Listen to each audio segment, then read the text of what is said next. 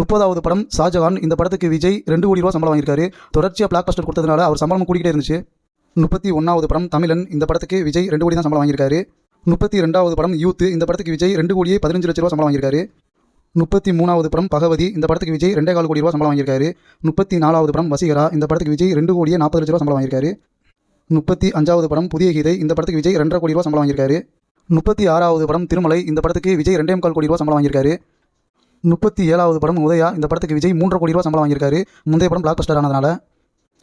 38வது படம் கில்லி. இந்த படத்துக்கு விஜய் எவ்வளோ சம்பளம் வாங்கினாருங்கிறது எல்லோருக்குமே தெரியும். மேக்ஸிமம் படம் இப்போ ரீரிலீஸ் ஆகி பிளாக் பஸ்டர் ஆனதுனால படக்குழுவே சொல்லிட்டாங்க விஜய்க்கு 4 கோடி ரூபா சம்பளம் கொடுத்தோம் அப்படின்னு. 39வது படம் மதுரை. இந்த படத்துக்கு விஜய் 6 கோடி ரூபா சம்பளம் வாங்கியிருக்காரு. முந்தைய படம் மெகா பிளாக் பஸ்டர் ஆனதுனால. 40வது படம் திருப்பாச்சி. இந்த படத்துக்கு விஜய் 7 கோடி ரூபா சம்பளம் வாங்கியிருக்காரு.